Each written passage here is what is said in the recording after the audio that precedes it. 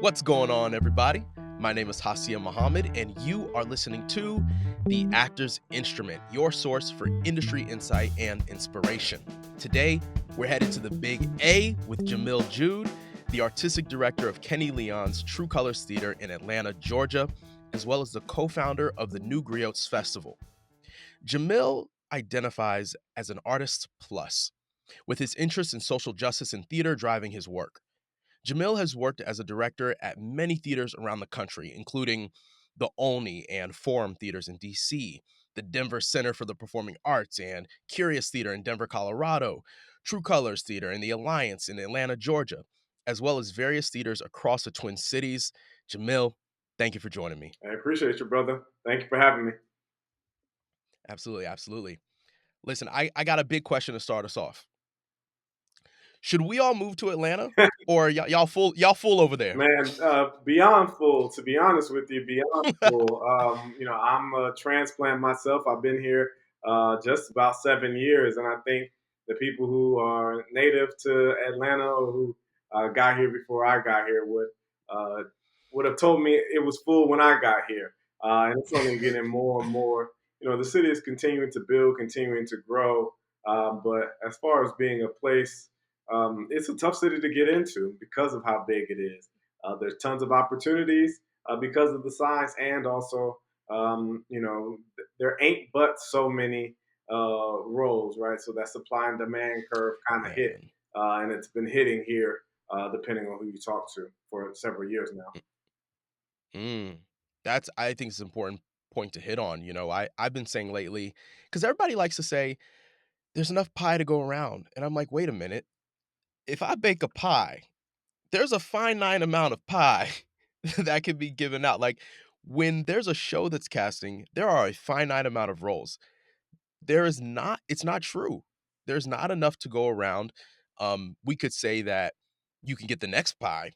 You know what I'm saying? Like there will be more pies. But yeah, absolutely. There's not enough to go around.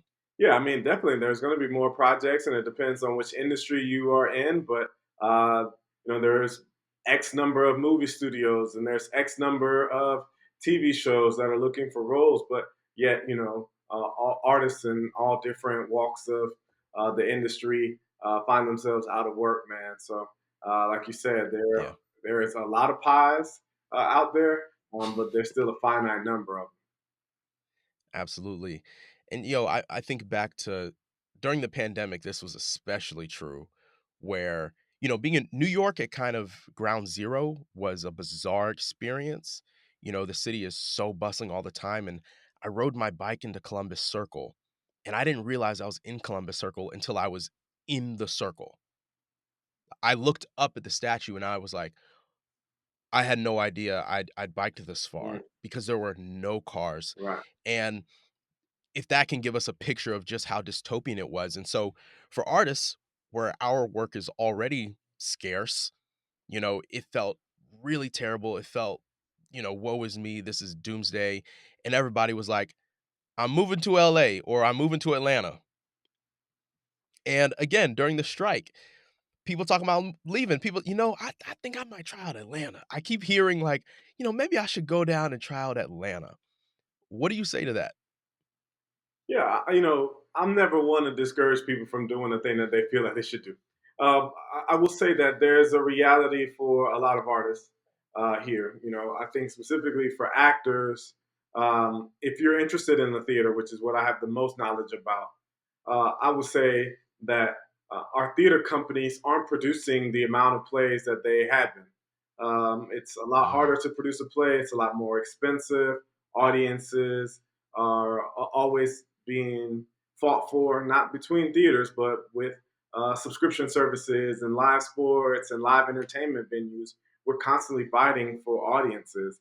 And I think a lot of theaters are making a bet that, okay, it's easier to get the same amount of people into fewer shows than it is to get, if I got to get 7,000 people in for each show, okay, well, I'm more likely to get, you know, 2,800 people at four shows, 3,500, 35,000 people, um, sorry, I'm doing bad math, but 35,000 No, no. people in 5 shows, as opposed to saying, ooh, okay, I'm going to get those same 7,000 people per show for 7 shows. That's a big difference of 49,000 versus Yeah. 35,000. So it's like, those decisions are being made. So if there's fewer shows getting done, probably fewer roles being cast in each show. So, hey, if you have talent, you're going to book in the theater, but also it's going to take you getting some relationships. Atlanta is not great at having a citywide audition pool. So, if you're an equity actor, maybe you can get in on equity principal auditions, but if you're a non equity actor, how are you getting seen? And also, Yeah. because people are trying to get shows cast so far in advance, you may get here at the wrong time of the year and may not get an opportunity to be seen for 10 months. So, Mm, it's those are the things that you have to recognize, that we don't have a whole bunch of theaters in town, and it's not an epicenter of the equity principal audition world. So there's not a new EPA posting every week where you could be seen. Not a lot of people are coming theater wise to Atlanta for casting. Now, on film and TV, if you allow me to continue the monologue for a little bit, I think that's a little bit please. different. I think if you talk to the Atlanta actors in the TV and film world, they'll say, "Hey, I think we get overlooked here." And where a day player from Los Angeles, New York, might get paid more than a day player from Atlanta. Now, being in Atlanta, you have Mm, more access to the people who are doing things on the ground, always casting. There's always someone riding, hustling, trying to get seen. There's some great networking opportunities. So when you get down here, the barrier to entry into getting into the film and TV network is not that high. But trying to secure one of those coveted roles on a call sheet, you're competing with talent from all across the land, and may be in danger of only getting paid um, a lesser amount than some of your peers that are jobbing into the city, and that's an unfortunate reality. and it's a reality that I'm so glad you're shining a light on because the grass is always greener on the other side, you Yeah. know? When when things aren't working out up here, we're like, "Can I move?" And listen, I've had the thought myself. I'm from the South. I'm from South Carolina. My mom lives in Augusta, Georgia. Okay. You know what I'm saying? So I'm like, that wouldn't even be a stretch for me. Um, but I was doing some research, and I think, correct me if I'm wrong. I think there's only 3 Lort theaters in the city of Atlanta. Yeah, and 3 3, would maybe even be a 4. stretch, because I don't know if that we have any of them, any of the same ones Eh, anymore. So we know the Alliance, which is the largest player in yeah, town. They are a Lord Theater, um, and they have 2 stages inside their facility, even 3 that I think are all on Lord contracts. True Colors has gotcha. a relationship with um, Equity. We use reference to Lord D, so we're not truly a Lord Theater, but we have a contract that is similar to a Lord D. And the other theaters in Copy. town are probably, SPT theaters, which are small performing theaters based on based on equity contracts. So it can, as far as making a living wage doing solely the art here in the theater, Atlanta is a tough city to do just that. Got you, got you. And just to highlight for our listeners, if you're unsure of this language we're throwing around, the Lort, the reference, the SPT, we're essentially talking about how much you're getting paid, Right. right? Which is based on the size of the theater. So if you're working at an SPT, you're going to, from the jump, whatever you negotiate, it's going to be less than if you were working at a Lort D, C, B, or A theater. Um, So, I mean, this is really important to highlight because a lot of folks feel like the city, will define them or define their career like, "Oh, I have to live here. I have to live here." And it's really important to understand what opportunities there are or aren't. And I'm curious with the, I don't want to say lack of because I mean, any town that has multiple professional theaters, as somebody who grew up in a city that didn't, I think is amazing. I didn't grow up in a town where you could go even to like 3 or 4 different SPTs, for Right. example. Um But I'm curious, what is the non-equity work like in Atlanta? So, I think that's the thing that can be exciting because if you want screen time, if you want to be uh, learning more about all of the ways in which you put together film and TV, or even in the theater world, there are a lot of hungry hustlers. There are a lot of people who are doing it their own ways. There's weekly sessions on Wednesday. I think it's called Coalition of Artists. They get together every Wednesday and they are reading people's pilot scripts and TV things. And there are a whole bunch of improv. There's an improv troupe, that improv organization, Dad's Garage, that is constantly training improv actors and putting together troops of actors. And there's comedy shows. There's so many opportunities for stage time. Now, there's so many Mm. opportunities for um, being on or behind the camera. So it's not lacking for that, for certain. Um, so if you're if you're, if you're non-union, um, I would say that there is no shortage of people looking for your talent.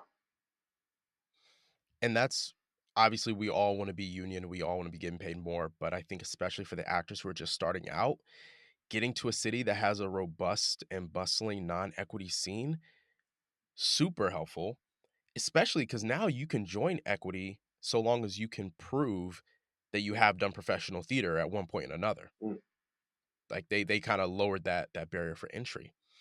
Um that's dope. Now, yeah, yeah, yeah. You know, it still costs the same to join.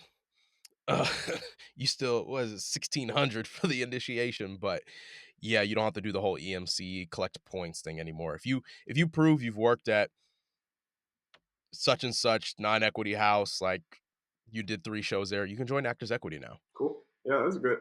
Yeah, I mean, I definitely think unions need members. That's what makes unions strong.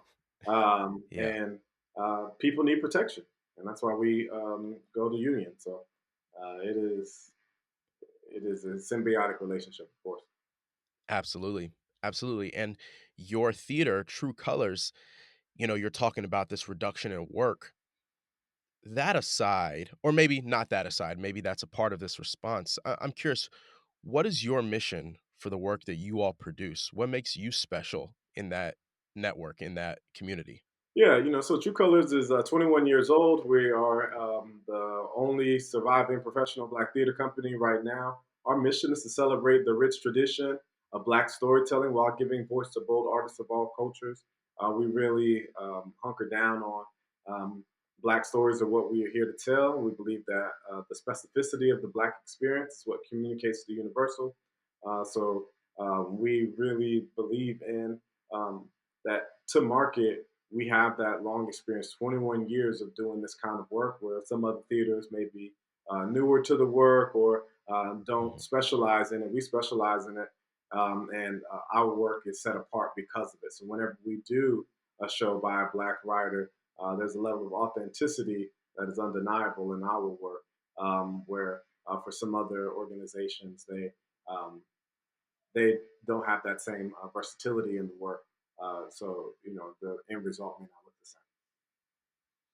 Absolutely. And I think it's important to have that kind of cornerstone of Black theater. I mean, you're in the South, and who are the people, like, who are the people being reflected up on that stage? Right. It's always been important to me, at least, as a Black actor. Yeah, yeah, absolutely. I mean, it's something that I take seriously. So any decision that we have to what plays we're going to produce, definitely taking into consideration who we're trying to tell stories for and who wants to see themselves reflected on the stage. Now, let's talk about the elephant in the room, or at least to me, which is Black directors are not a dime a dozen. I think I could maybe name by name all the major Black directors operating in the certainly in New York and in the regional scene as well. How did you get into directing? Yeah, I mean, I think the reality you just mentioned is difficult, and I think it's made my certain journey special and unique. I got into directing accidentally in college. Shout out to a good friend Raymond Taft, who kind of encouraged me to write, and then ultimately learn the craft of directing, or begin to learn the craft of directing. But as a professional, I really got into the theater field as a professional, as a playwright. But getting a chance to see how professional playwrights get to the task of not just writing the first idea, but rewriting and editing and working with actors, I just knew that, hey, my temperament probably isn't made for this. This is very difficult to do. But I got a chance early in my career, very early in my career, to uh, sit in a room that Kenny Leon was leading, and I got to see the way he worked with actors, and the leadership that he showed, and again, getting into the industry as a professional, I quickly recognized that, yes, while my university is predominantly white, we had an urban theater student group. So I was only really working with students of color when making my plays. I wasn't part of the university's theater program. But as a professional, immediately dropped into, oh, the American theater is very white. And the opportunities to see people that look like me, specifically me, and not to make this a sexual preference or gender conversation, but as a straight cis man, like, I did not see many people that looked like me. So to see Kenny in this Mm, position of leadership, knowing his pedigree, that he had worked on Broadway up at that time. By that time, had worked with August Wilson, had been artistic director of the Alliance Theater, the aforementioned Alliance Theater here in Atlanta, had started True Colors Theater Company by then. I was like, oh, okay, he actually is an example of what's possible, you know? mm, And that changed my life. It changed my understanding of what I could be capable of. So I started to pursue directing shortly after that. But like, directing as a professional um, career trajectory, seeing Kenny and recognizing that, um, also looking at people, minority people like Molly Smith, a woman who ran Arena Stage, the first organization that I got a chance to work for professionally.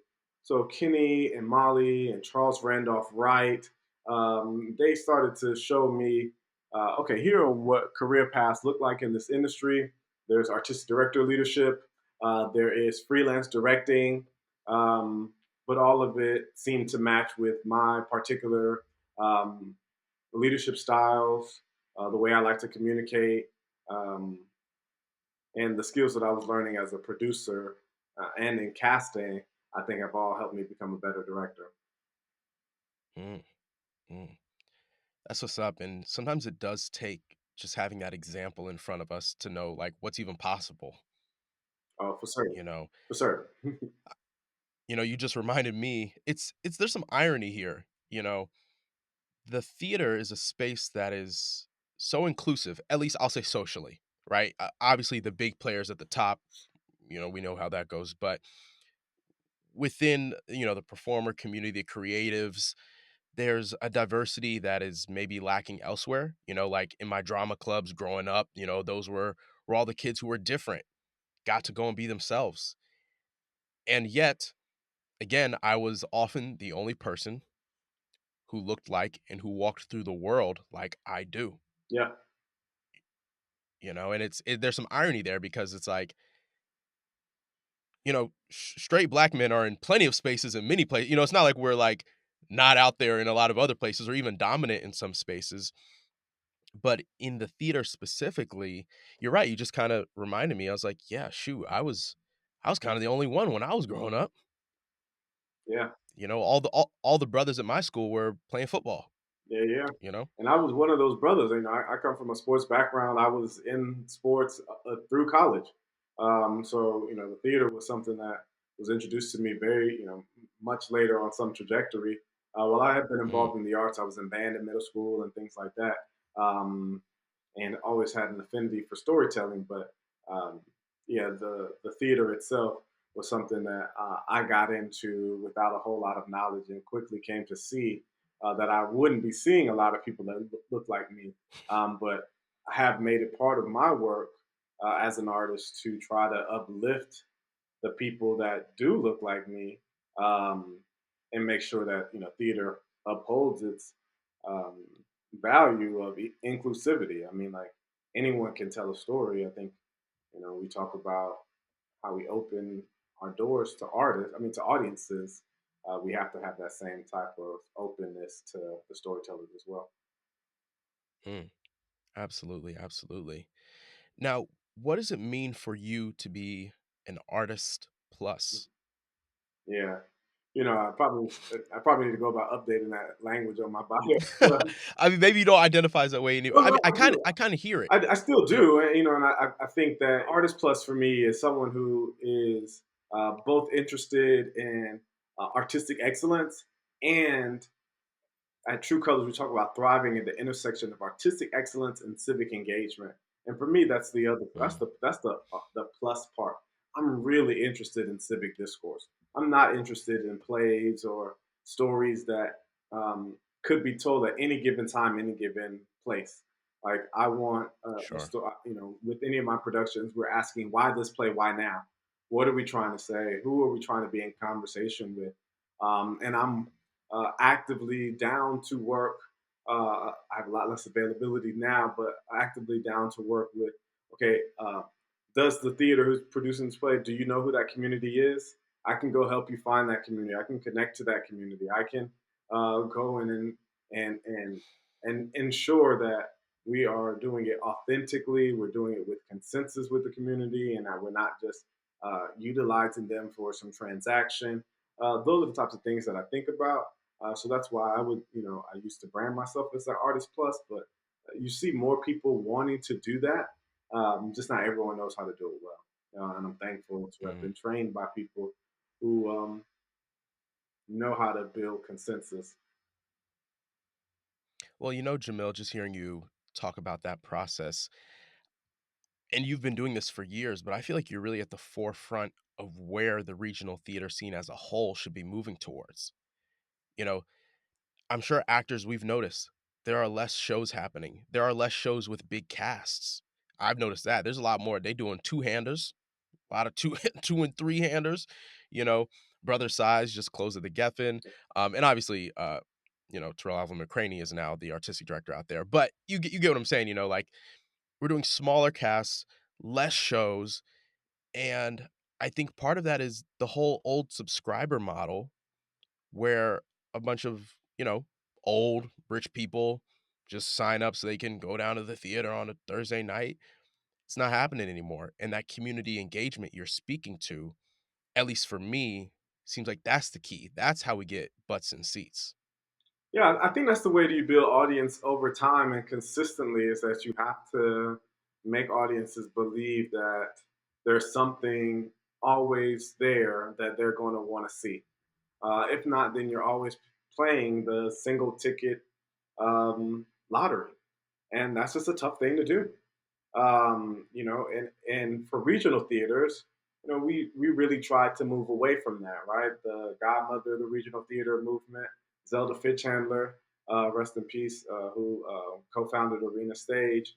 A lot of what her mentality was like, okay, how do we decentralize it from New York, but how do you get artists in a community to want to be resident there? You have to give them shows that can motivate, challenge, and change. Then for the audiences there, you want audience to see the theater that you are running inside of their community as something that's vital to their lives.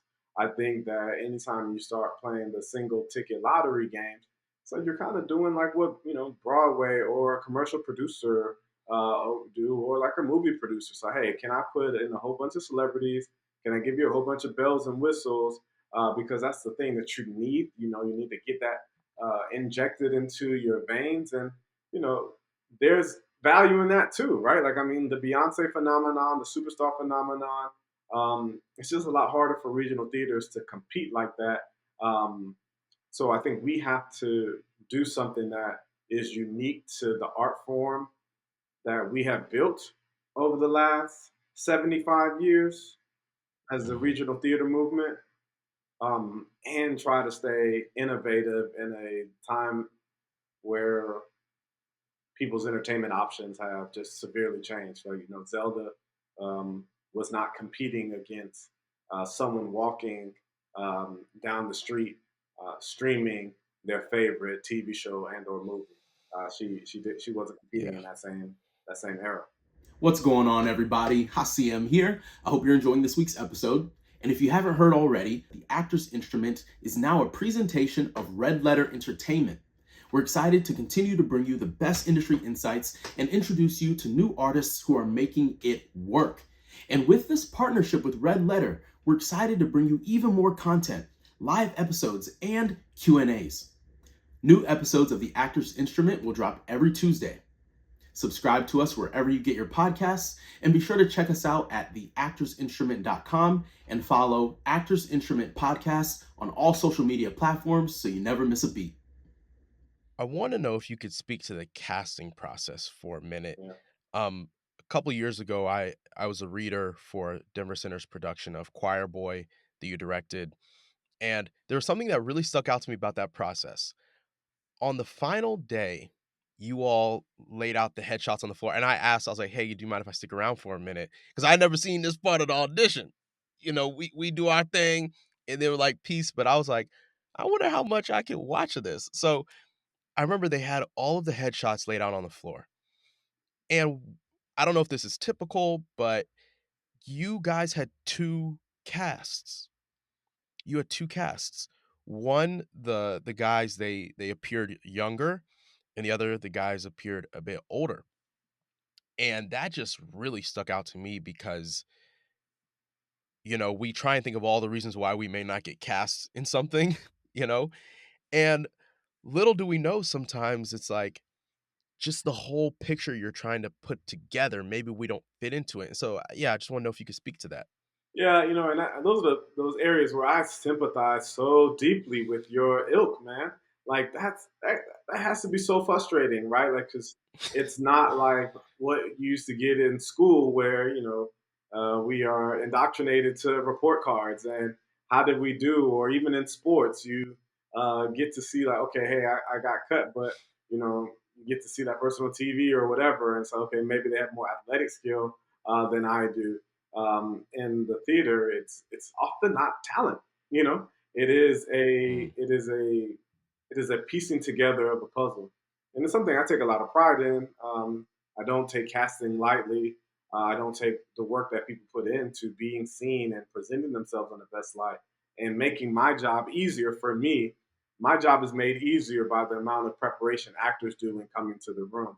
yeah, It's not something that I take lightly. And also, I recognize that, um, especially ensemble-driven shows, which most good shows are, um, it's about the unit. It's how someone plays with somebody else. It is who have we already cast that is going to work with that. It's about an arrangement of voices. Even if we're not singing, it's still about the sound, the timbre, the energy. My Mary McClinton, one of my mentors, he would always say, "Plays are like jazz." And as a hip hop head, a kid grew up in hip hop generation, like I always kind of resisted it. It felt old. But what he's talking about is he's talking about a blending of sounds, and that if you mm, have too many trumpets in a play, whether it's the playwright wrote too many trumpet sounds in the play, or if you cast the play with too many trumpet players, then it's not going to sound great. There may be some beautiful solos, but it may not be an enjoyable piece of music to extend that metaphor for the entirety of the evening. So yeah, it is it's a mixing. It's a curation. yeah, Good casting is a yeah. curation. No, I love that metaphor. You're assembling a band, you're assembling an orchestra. And listen, like there may be 3 actors who are great at playing the trumpet, but y'all only need 1 or 2. And so, third chair, there's not a space for you.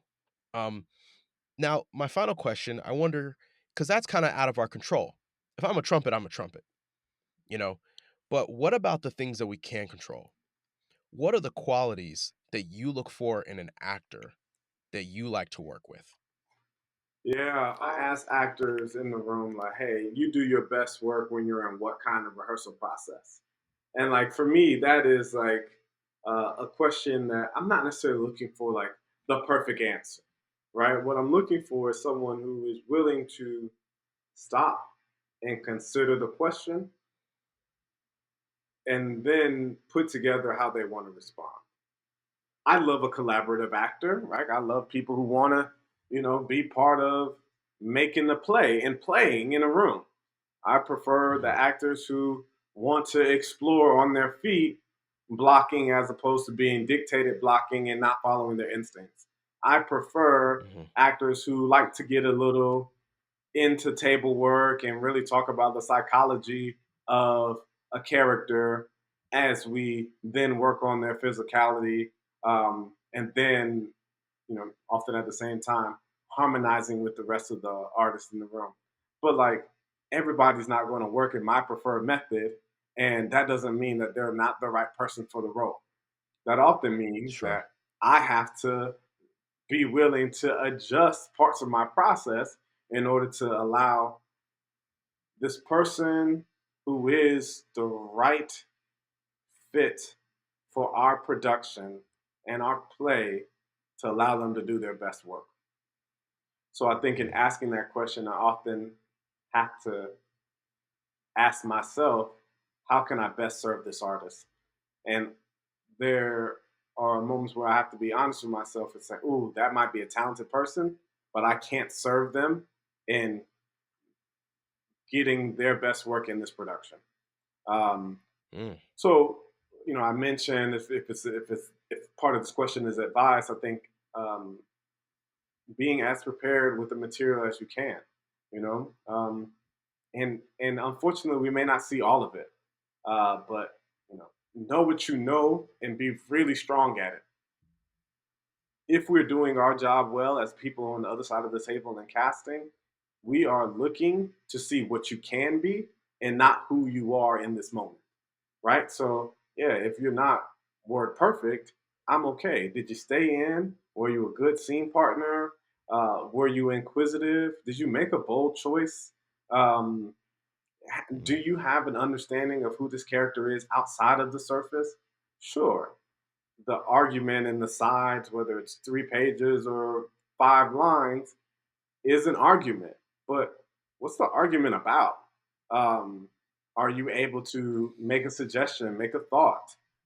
Do you have a tactic that you want to play as to why you're creating the argument?